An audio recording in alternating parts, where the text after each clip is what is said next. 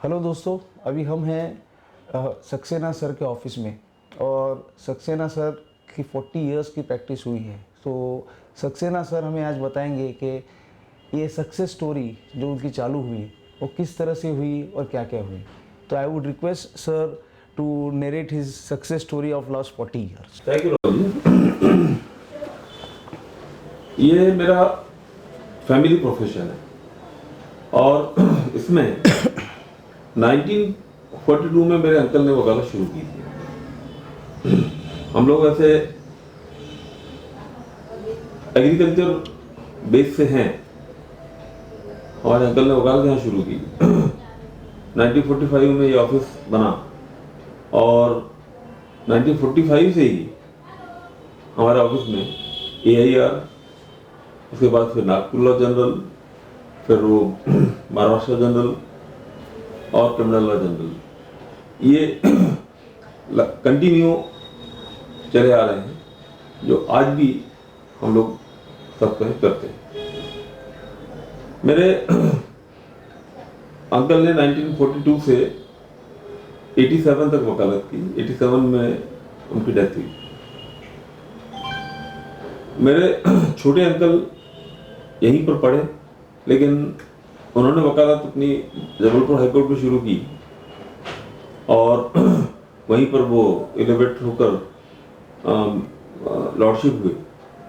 वहाँ से फिर सीनियर जज होकर इलाहाबाद हाईकोर्ट और इलाहाबाद हाईकोर्ट से चीफ जस्टिस होकर पटना हाईकोर्ट गए और वहाँ पर हो गई 10-11 महीने एक्टिंग गवर्नर भी रहे और 2001 में वहाँ से रिटायर होकर फिर MRT चेयरमैन होकर दिल्ली गए और 2002 में उनकी वहाँ पर डेथ हुई। उनका नाम सर?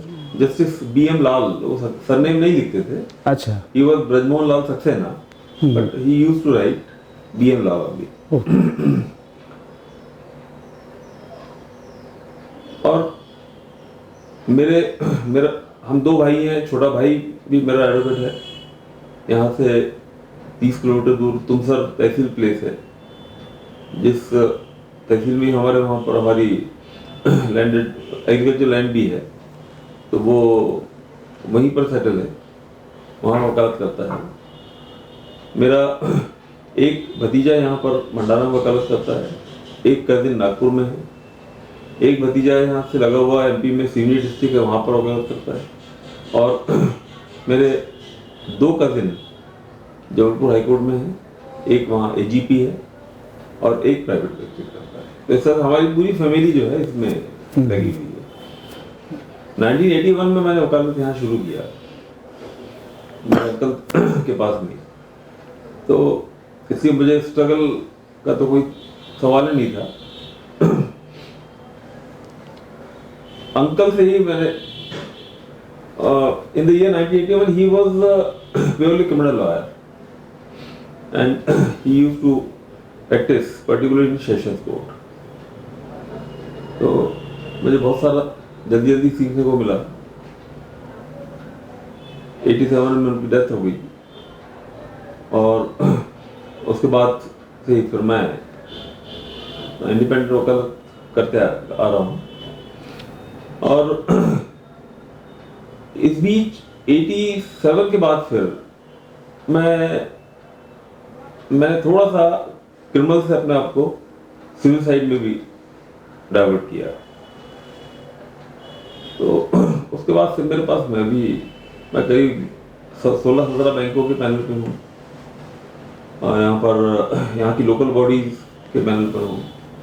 उसके अलावा यहाँ पर Sunflag steel and iron company है, मैं उसके पैनल आया हूँ।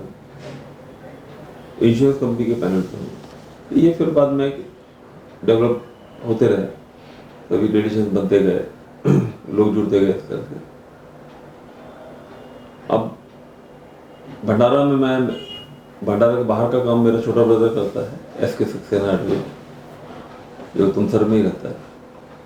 यहाँ मेरे पास में 4 जूनियर हैं और हमारा स्टाफ है। हमारे पास 3 क्लर्क हैं, स्टेनो हैं। तो यहाँ का काम हम लोग से मिल के करते हैं। आपने सीख मतलब पढ़ाई कहाँ की लॉ की? हाँ, मैंने पढ़ाई नागपुर से किया, university college of law, Nagpur से ही मैंने लॉ की डिग्री लिया ओके। और यहाँ 81 से मैंने वकालत शुरू की। तो अभी इतने 40 साल की जो वकालत है, तो आपको क्या फ़र्क दिखता है कि इस पूरे फेज़ में? 40 साल में बहुत चेंजेस आए हैं।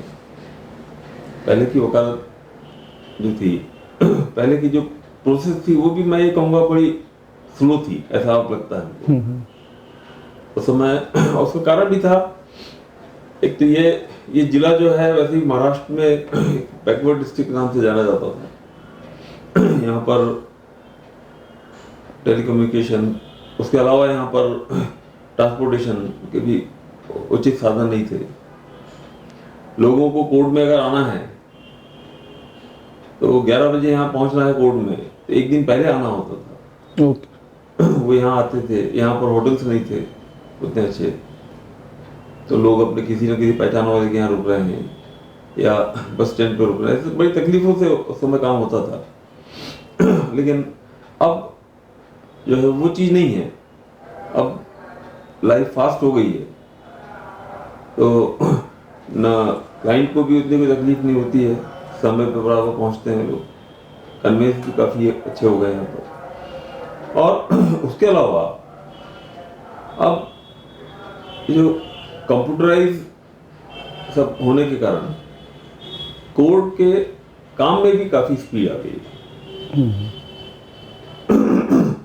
पहले सब मैनुअल था तो समय बहुत लगता था, अभी वो समय लगता नहीं है। चाहे एविडेंस रिकॉर्ड करना है, चाहे कॉपीज लेना है, चाहे जजमेंट देखना है, सभी ऑनलाइन अवेलेबल होने से सभी चीज़ें तुरंत हो जाती हैं। और इसका फ़ायदा ये हो रहा है कि हमारे यहाँ पर्टिकुलरली भंडारा डिस्ट्रिक्ट में ऑर्डर्स और जजमेंट बड़ी जल्दी जल्दी होते हैं।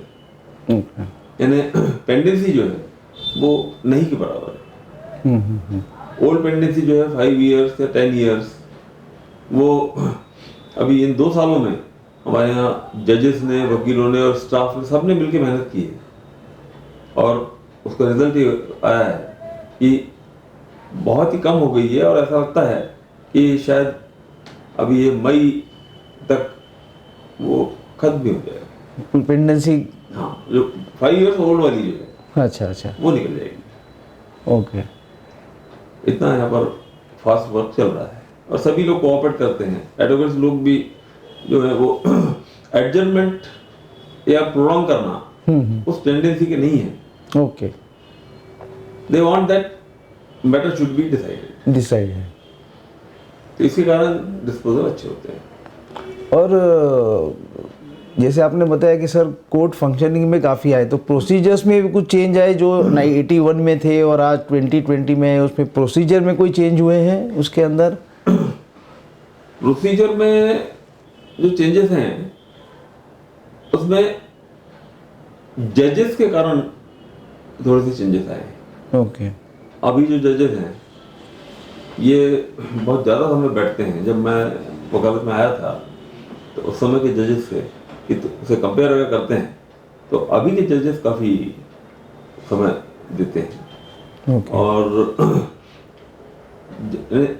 सिर्फ समय देते हैं ऐसा नहीं है, वो एडवोकेट्स को भी रोक के रखते हैं और काम करते हैं साथ ही साथ।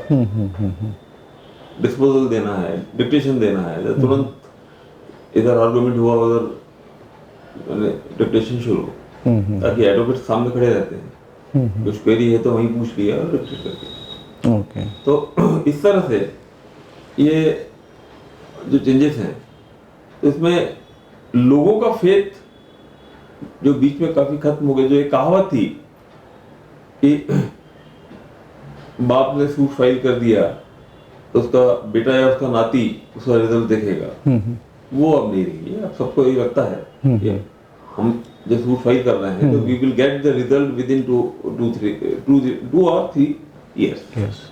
मतलब इन शॉर्ट खुद के लाइफ टाइम में। हाँ। और सर लिटिगेंट्स में कोई चेंज हुआ है, मतलब पैटर्न ऑफ लिटिगेशन जो 81 में थे और आज कुछ? लिटिगेशन में ऐसा है कि सिविल लिटिगेशन में कुछ चेंजेस आए हैं। जैसे जैसे यहाँ पर अब लिटरेसी आ रही है, लाइफ फास्ट हो रही है, तो लोग सिविल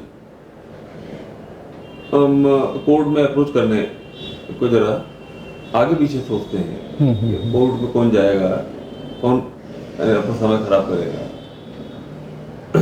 मीडिएशन, आर्बिट्रेशन, इसको लोग आजकल ज़्यादा लाइक करते हैं। सूट फाइल करके मीडिएशन में डालो ताकि मीडिएशन हो जाए और कुछ ना कुछ रास्ता निकल आए। ओके, तो ये तो एक लिटिगेशन पर चेंज था। अब मुझे ये भी एक पूछना है कि जो आने वाले पक्षकार थे उनमें कुछ फर्क आया है 81 से, मतलब 81 से लेके एक टाइम तक समझो एक इंडिविजुअल पक्षकार थे, अब धीरे धीरे कंपनियां आई हैं, या ऐसा भी कुछ फर्क आया है लिटिगेंट्स, नेचर ऑफ लिटिगेंट्स में, पक्षकारों में? लिटिगेंट्स में पहले तो 90% कल्टीवेटर होते थे। ओके। पर अब चेंजेस ये आए हैं कि अब कल्टीवेटर्स हैं, दे आर आल्सो क्वालिफाइड। पहले जैसे नहीं है कि इलिटरेट कल्टीवेटर्स हैं, उनको कुछ पता नहीं है। दूसरा, अब यहाँ पर बिजनेस भी डेवलप हो रहा है, कंपनीज भी हैं, पार्टनरशिप फर्म्स हैं, बैंकिंग सेक्टर भी बहुत आगे बढ़ गया है। तो इस तरह से अब जो लिटिगेंट्स हैं, they are well qualified, they also know the provisions of law and the consequences. हम अगर सूट फाइल करेंगे तो क्या होगा, या हम इसका कॉन्ट्रीब्यूशन करेंगे किसी का तो उसका क्या इफेक्ट होगा, वो सोच करके ही वो लोग एडवोकेट से मिलते हैं या कोर्ट में अप्रोच करते हैं। तुम लोग कॉर्पोरेट्स, थोड़े कॉर्पोरेट एंटिटी ज़्यादा आने लगी है एज ए लिटिगेंट? हाँ जी हाँ, क्योंकि बिजनेस बढ़ेगा तो कॉर्पोरेट्स आने के चांसेस बहुत ज़्यादा बढ़ जाते हैं। और एक ओवरऑल मतलब आपको कैसे लग रहा है कि एक 40 बरस आप एक कोर्ट में हो, तो शायद आपने कई मतलब सिचुएशन अलग अलग देखी होंगी, तो उसके बारे में कुछ थोड़ा एक बताइए कि how do you feel? 40 years मतलब बहुत बड़ी चीज़ होती है कोर्ट में रहना, तो उसमें आपको कैसे लगता है? देखिए, मैंने अपना कैरियर जो शुरू किया था क्रिमिनल से शुरू किया था। First my appearance was on 13th of April 1981 okay in the court, and that was in one murder case. okay So I filed my wakalnama on that day, and बाद में खैर वो एक्विट भी हो गया। तो मेरा झुकाव वैसे भी क्रिमिनल साइड में ही जाता था, अभी भी मेरे पास क्रिमिनल काम काफ़ी है। ओके। इसमें चेंजेस जो हैं, कुछ कुछ जजमेंट ऐसे रहे हैं जो कुछ मेरे लिए लैंडमार्क रहे, मेरे केसेस ऐसे रहे हैं कि एक केस हस्बैंड और वाइफ के बीच झगड़ा था, जो वाइफ हस्बैंड को छोड़ के चली गई थी, और 10-12 साल के बाद वो कुछ ऑफिसर लोगों की हेल्प लेकर के फिर अपने हस्बैंड के घर के सामने आके बैठ गई। ओके। और वो 1-1.5 महीना बैठी रही, हस्बैंड ने उसको अंदर आने नहीं दिया, वो उसकी वहीं डेथ हुई। ओके। तो मर्डर केस में पूरी फैमिली को अरेस्ट किया था। वो केस भंडारा कोर्ट में चला, all way convicted for life. Appeal high court में हुई, ऑर्डर ऑफ सेशन जज वाज मेंटेन। वो फिर मेरे पास आया, साहब ये कैसे करना हम, तो अपील हमारी डिसमिस हो गई। मतलब नहीं, आई एम श्योर तुम जीतोगे, सुप्रीम कोर्ट अप्रोच करो। सुप्रीम कोर्ट गए, वहाँ 1 साल के अंदर ही they got the result and they were acquitted. ओ, मतलब आपके पास आई वाज डैम श्योर कि उनको एक्विटल होना ही है। और यहाँ पर किसी कारण से कन्विक्शन हो गया, और वो चांस की बात की नागपुर हाईकोर्ट बेंच में भी वो मेंटेन रहा। तो वो जब वहां से छूट के आए सेंट्रल जेल नागपुर से, तो कोर्ट में आके एकदम पैर वैर छुआ उन्होंने। तो पहले तो मैं पहचान नहीं पाया, थोड़ा सा चेंज हो गया था जेल में रहते हुए इन लोगों का। लेकिन बाद में फिर जब नाम बताया मैं मिठाई लाल, तो फिर एकदम ऐसा रोने लगा था। बोले आपने कहा जरूर था कि तुम बिल्कुल क्लियर छूटोगे, लेकिन सब कुछ बर्बाद हो गया है। इतने दिन जेल में रहना, सब इतना पैसा खर्च होना, सुप्रीम कोर्ट तक अप्रोच करना, मतलब ये तकलीफें तो जो आती हैं वो आती हैं। अब बोला जिंदगी को आप आगे फिर से जियो। तो ऐसे कुछ जजमेंट हैं जो ख्याल हमेशा दिमाग में रहते हैं कि नहीं ये तो मतलब बहुत ही क्या कहते हैं, इट्स वेरी इंपॉर्टेंट केस कि हाई कोर्ट के बाद आपने उसको आपके हाथ में लिया।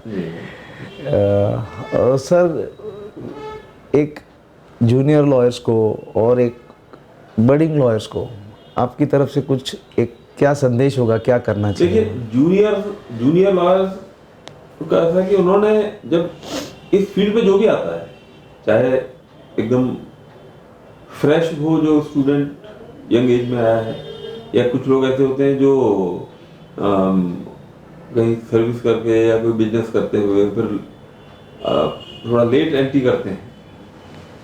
तो मेरा उनको बस एक ही सजेशन है कि अपने आप को इतना कॉन्फिडेंट ना समझें कि मुझे सब आता है। इस प्रोफेशन में कोई भी पूरा नहीं होता, ये मेरा मानना है। क्योंकि हर वकील को हमेशा ही पढ़ना पड़ता है। लाइफ लॉन्ग हम स्टूडेंट ही रहते हैं। नए जजमेंट्स आते हैं, लॉ में अमेंडमेंट होते हैं, तो बिना पढ़े वो हमको किसी को आता नहीं। जूनियर्स जो हैं वो शुरू से ही आते हुए ये सोचते हैं कि हमारी अर्निंग कब शुरू होगी और हम कब अर्न करेंगे और हम कब फ्लरिश करेंगे। और उस चक्कर में कभी कभी ये लोग कुछ अपनी राह भटक जाते हैं। पर सिंसियरली अगर वो अपने कोर्ट में आए, सीनियर्स के साथ डिस्कस करें, कोर्ट में जाके बैठें, वहाँ केसेस देखें और फिर अपने ऑफिस में रेगुलर बैठ के स्टडी करें, तो सफलता अपने आप मिलती है। लोग आते हैं, आप पे ट्रस्ट करते हैं, आपके रिजल्ट्स जो जाते हैं उसी से क्लाइंट आपके पास आते हैं। और फिर आगे तो फिर आपकी लाइफ है जो आप अपने ढंग से जीते हैं। इसलिए हार्ड वर्क ही एकमात्र रास्ता है इस फील्ड में कि आगे बढ़ने के लिए। सर, बहुत बहुत धन्यवाद। आपने एक अच्छा एक पूरा हमको अढ़ावा दिया 40 years how it has happened. So हमूर अभी टैबलेट आपके बहुत बहुत आभारी है। धन्यवाद।